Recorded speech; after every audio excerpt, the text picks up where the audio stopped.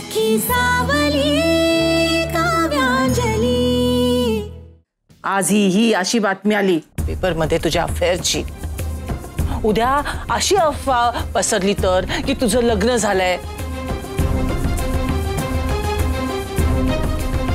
किंवा परवा कोणती आगाऊ मुलगी येईल आणि म्हणेल की मी प्रीतमची बायको आहे। आपल्याला ते चालणार आहे का?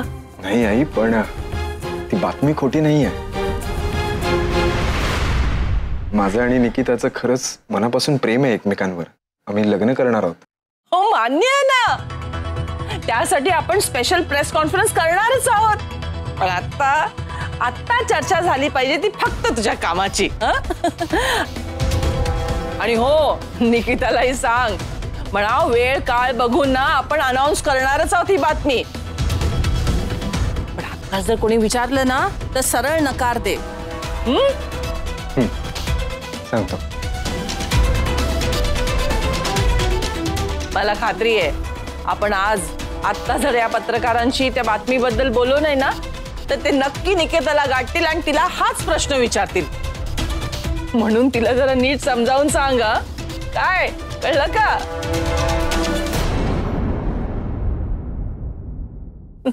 जा रेडी हो, हा पत्रकार येतीलच। होय।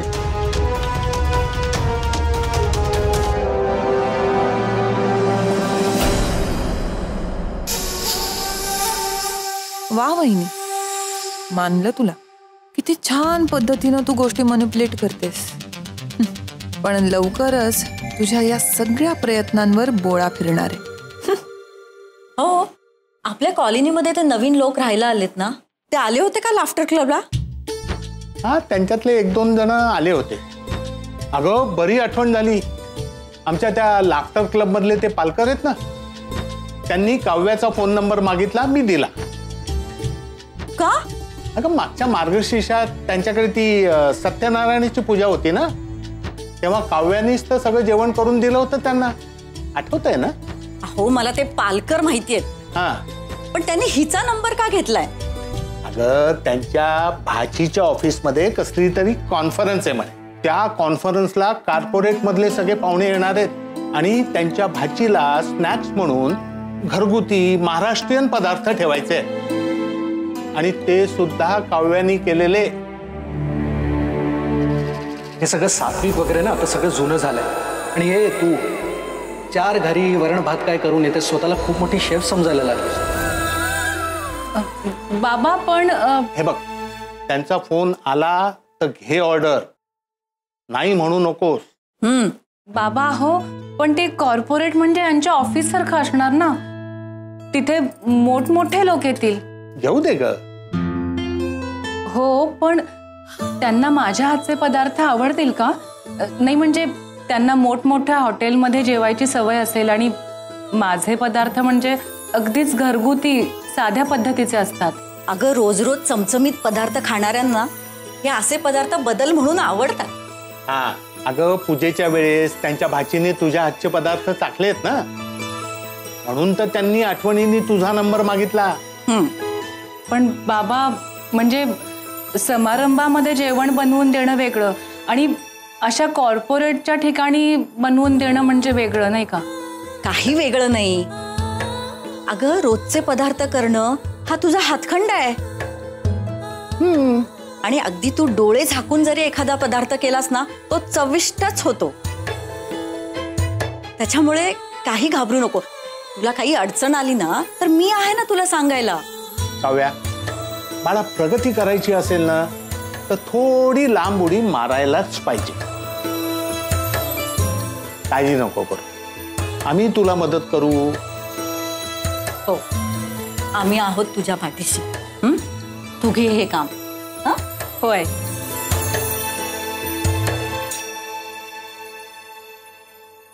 आजच्या पेपरमध्ये बातमी आलेली ही खरी आहे हे सांगण्यासाठी तुम्ही आम्हा पत्रकारांना बोलावलं आहे का? त्यासाठी आम्ही तुम्हाला चांगली मोठी जंगी पार्टी देऊ आणि आमंत्रण सुद्धा देऊ आणि नक्की यायचं तुम्ही, बरं का? पण आता प्रीतमने एक छान मस्त ऍप लॉन्च केलंय आणि त्याबद्दलच आम्हाला तुम्हाला माहिती द्यायची आहे। प्रीतम, एक्झॅक्टली, सो आम्ही एक असं नवीन ॲप लॉन्च केलंय आपल्या आजच्या तरुण पिढीसाठी, त्यांचं टॅलेंट शोकेस करण्यासाठी त्यांच्या हक्काचं प्लॅटफॉर्म.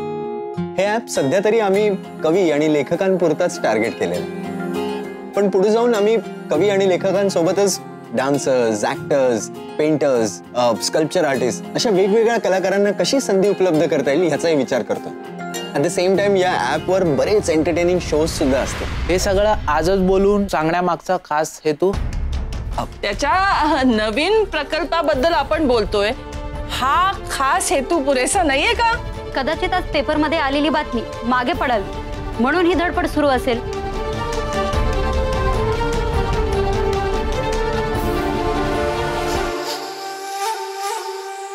तुम्हाला त्या बातमीबद्दल किंवा त्या निकिता मॅडम बद्दल काही बोलायचं नाहीये? आता वेगळं काय सांगायचं? प्रीतमचं क्षेत्र हे तरुण मुला मुलींसोबत मिळून मिसळून राहण्याचं आहे. एक्झॅक्टली. आणि जर तुम्हाला माझ्या कामामध्ये काही कमी वाटत असेल किंवा काही फ्लॉज जाणवत असतील तर तुम्ही मला डेफिनेटली सांगू शकता. इनफॅक्ट तुमच्या गायडन्सनी मला मदतच होणार. आणि आता राहिला प्रश्न आजच्या छापून आलेल्या बातमीचा. प्रीतम आणि ती मुलगी निकिता, ते दोघं लहानपणापासूनचे मित्रमैत्रिणी आहेत. मित्रमैत्रिणी काय, आमच्या शेजारीच राहायची ना निकिता. म्हणजे फोटोतली त्यांची जी जवळीकता आहे ती प्रत्यक्षात नाहीये असं तुम्हाला म्हणायचंय? येस. हे माझी आई तुम्हाला सांगतेय. इनफॅक्ट माझंही तेच म्हणणं आहे. Nikita is my childhood friend. ती आमच्या शेजारी राहते. शी इज माय नेबर. तरी तुम्ही आम्हाला तेच प्रश्न विचारून क्रॉस चेक का करता? अहो मी सांगते ना तुम्हाला, त्या दिवशी निकिता अगदी सहज प्रीतमला भेटायला आली असणार. तसं वर्षानुवर्ष हे दोघं एकमेकांशी बोलत नाहीत का त्यांची भेट होत नाही.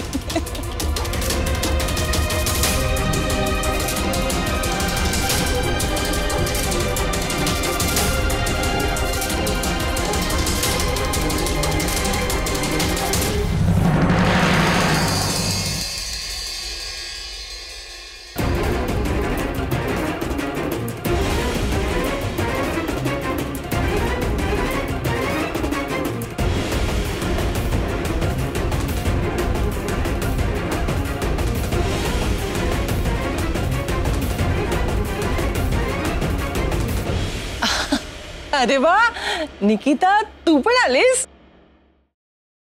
छान छान. निकिता, तुम्ही इथे? मिसेस गुप्ते तर म्हणत होत्या तुमचं आणि प्रीतमचं नातं बातमीत छापले तसं नाहीये, ते खोटं छापले. तुम्ही सहमत आहात का त्याच्याशी?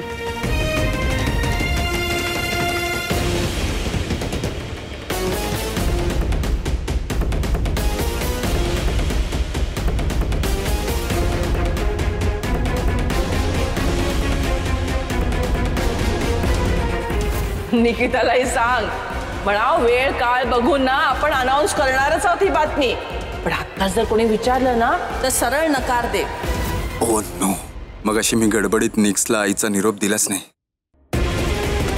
आता ही नेमकं आईने सांगितलंय त्याच्या उलट बोलली तर प्रेस समोर आई खोटी पडेल. बोला निकिता काहीतरी.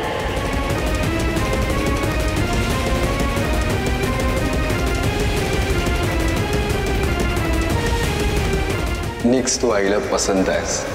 आईने आपल्या नात्याला होकार दिला. बोला निकिता, तुम्ही सहमत आहात का त्याच्याशी?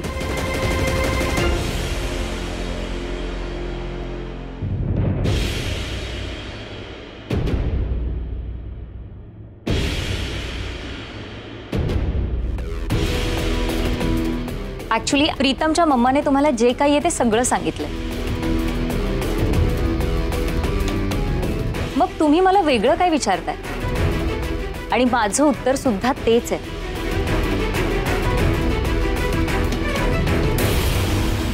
We are just friends. That's it.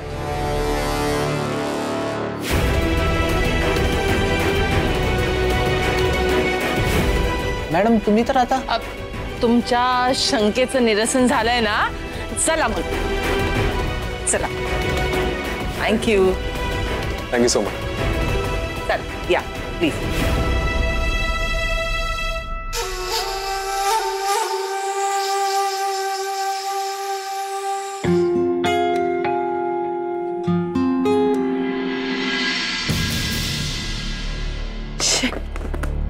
कुठे गेले? 1 इंचभर जागा सुद्धा शोधायची राहिली नाही आता. आई, किती वेळ लागतोय? आम्ही केव्हापासून तयार होऊन बसलोय. लवकर ये. आले आले.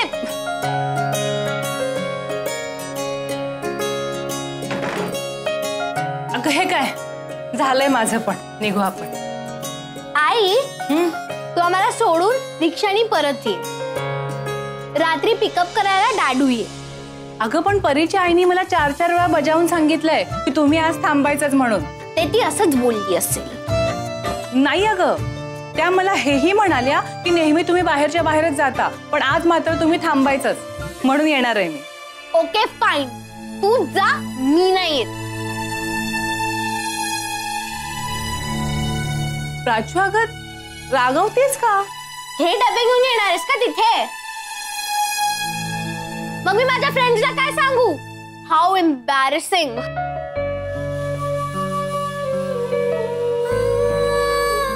आपले सगळे स्कूल फ्रेंड्स आईला ओळखतात. ए शट अप. गप्प बसायचा चमचा. आई, माझ्या सगळ्या फ्रेंड्सच्या मॉम पॉश राहतात आणि स्टायलिश ट्रेंडी कपडे घालून फिरतात. तुझ्यासारखे साडी वाडी घालून नाही येत. तू असे हातात डब्बे घेऊन आत येणार, मग माझे फ्रेंड्स काय बोलणार? नो वे.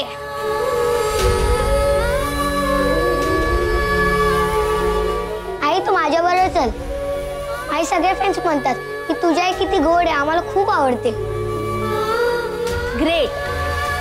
जेव्हा तुझ्या फ्रेंड्सच्या इथे पार्टी असेल ना, तेव्हा तू आईलाच घेऊन जा. असं आहे का? मग परीची बहीण माझी फ्रेंड आहे. चल गाई. ओ गॉड, तुम्हाला काय करायचे ते करा, पण आता चला.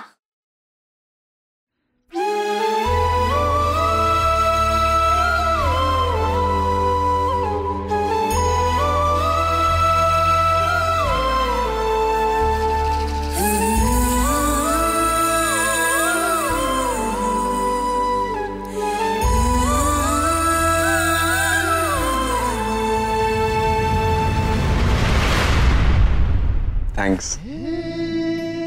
अगदी मला हवी तशीच तयार होऊन आलीस. मगाशी तू आली तेव्हा जेव्हा मी तुला बघितलं तेव्हाच मी थोडी आधी आली असतीस ना तर आईने आपल्या प्रेमाबद्दल पत्रकारांना सांगून टाकलं असतं. तुला मला साडीत पाहायचं होतं ना. खरंच बरी दिसतीये ना मी. बरी? Come on Nikita, you are looking extremely beautiful. नाही का प्रीता? आमची निकिता आहे सुंदर, म्हणून तर प्रीतमला आवडली ना. काकू, गळा 7 ठेवू की 7.5? 8च ठेव ग.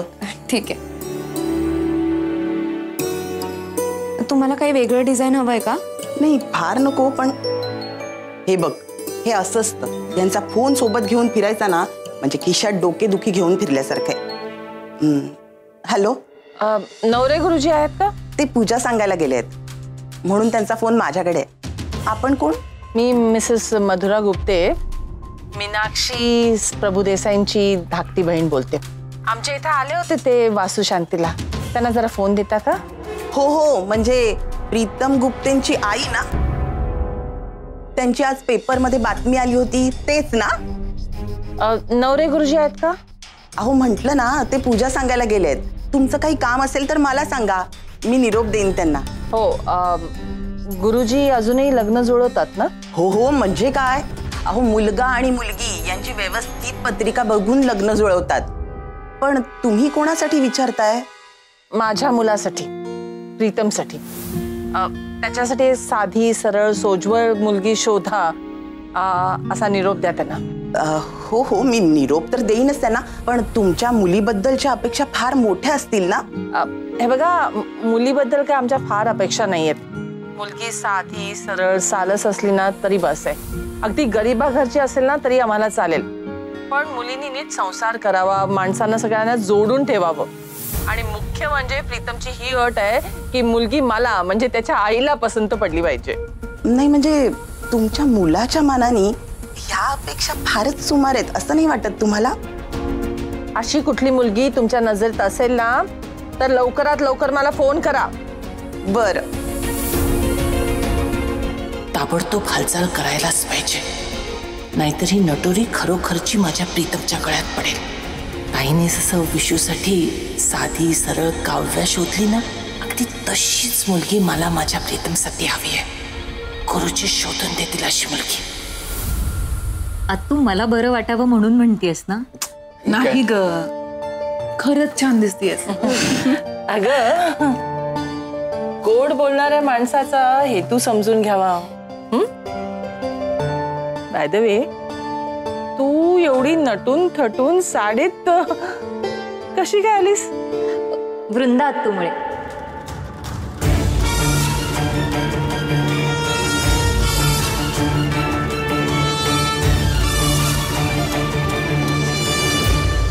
ए बाई, तू आता नको तिकडे सगळं बरळू नकोस म्हणजे झालं. ऍक्च्युली वृंदा आत्तूचा फोन आला होता. आत्तू म्हणाली की आजच्या न्यूजमुळे आईंनी पत्रकारांना बोलवलंय, त्यामुळे तू जर आली तर सगळंच क्लिअर होऊन जाईल. आणि येताना साडी वगैरे नेसून ये. मग मी म्हणाले ठीक आहे. हो का? वृंदाने सांगितलं म्हणून आलीस तू? अगं आई, ही आली म्हणून बरं झालं. निक्सने तुझं म्हणणं ऍक्सेप्ट केलं, त्यामुळे आपण पत्रकारांसमोर खोटे पडलो नाही. आणि ती एक्झॅक्टली मला आवडते तशीच नटून आली. आई छान दिसते ना ती. हो, साडीत सोजवळ नाही पण सुंदर नक्की दिसते. अरे प्रीतम, निकिताला उशीर होत असेल, तिला घरी जाऊ देत. आणि तू अजिबात काळजी करू नकोस. योग्य वेळ आली ना की तुमच्या दोघांच्या लग्नाची अनाउन्समेंट मी स्वतः करीन. आणि वृंदा, जरा येतेस का? तुझ्याशी थोडं बोलायचे.